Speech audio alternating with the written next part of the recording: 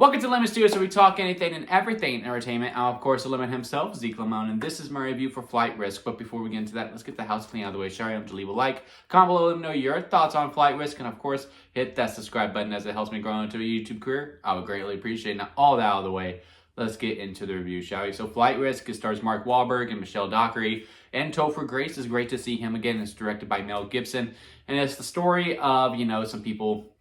Topher Grace is an accountant for a very, very dangerous man. Michelle Dockery is the U.S. Marshal who catches him. He's going to go on trial. And Mark Wahlberg is the pilot that was hired to send to kill Topher Grace and assumably the U.S. Marshal as well. And that's it, really.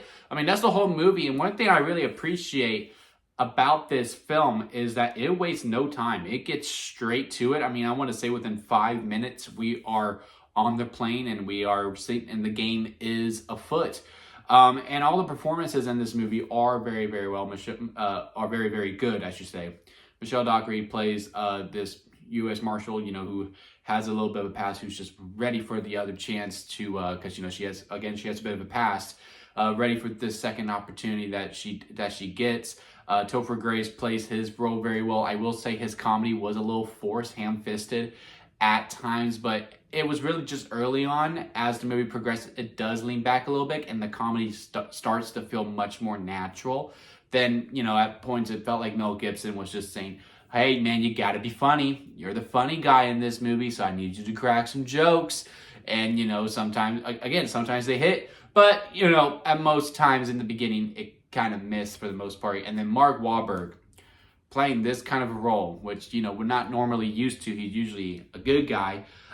He performs it very, very well, to the point like, hey, at some point in the future, if he wants to play another role like this where it's more prominent throughout the whole entire flick, then yeah, I would be all about that. And, within that is part of the main criticism that I have for this movie. As you see the trailer, and I guess this isn't fully the movie's fault, but, Psycho Killer is playing, and it makes it seem like Mark Wahlberg is a prominent feature throughout the whole entire movie. And when he is in it, he does chew the scenery.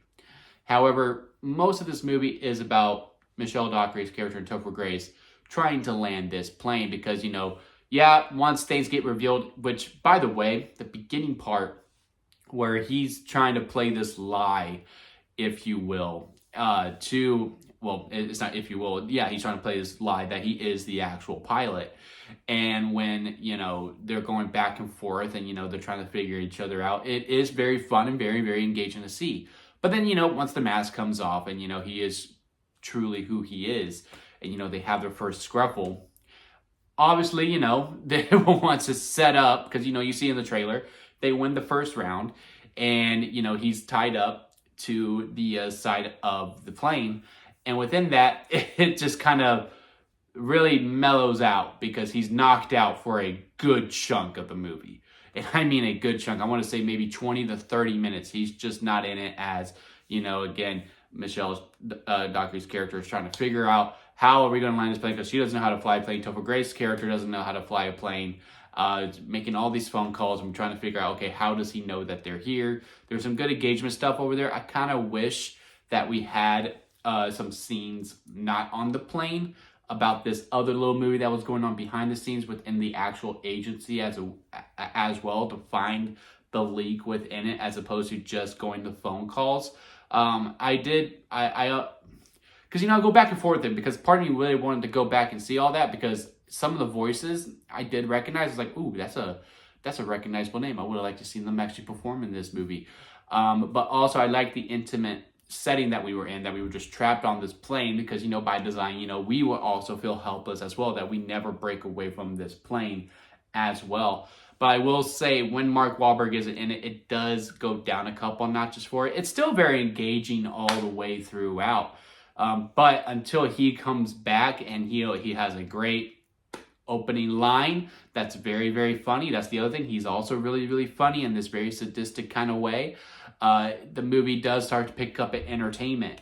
Now, as for it being a theater movie, for when it came out, it's fine. For a January flick, I heard this movie cost about $20 million to make and about the same for marketing-wise, which I do think hurts it. I think This is a film that was prime for, well, Prime or Netflix or Disney Plus, Peacock, Hulu, what have you. I think this probably could have been a great streaming flick and would have really got some legging out of it. As for a theater, it's probably just going a little too big. You know, like, sure, I know every creator wants their film on the big, giant silver screen, but you also got to know where your placement's at in today's day and age. And within this kind of movie, with this kind of setting, where there's not a bunch of explosions and the dialogue's really good and your most entertaining character is knocked out for a good chunk of the movie, I think, yeah, you go to streaming for it, and I think you do get the legs within that, like a Carry On.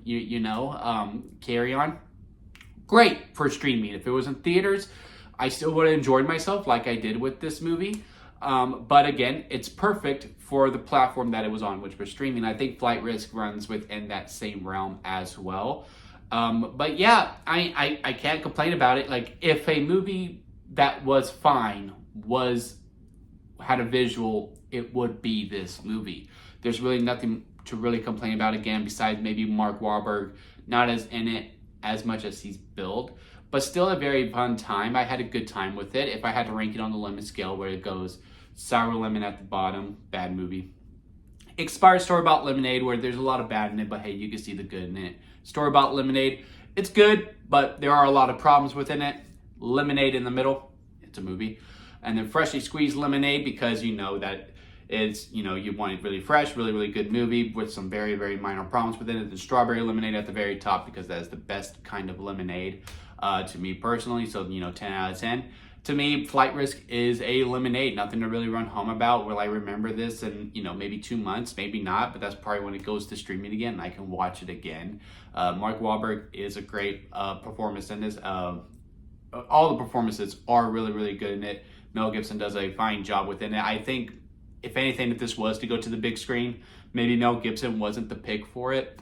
I think maybe a Michael Bay probably could have done this concept a little bit better, which he probably did with Con Air.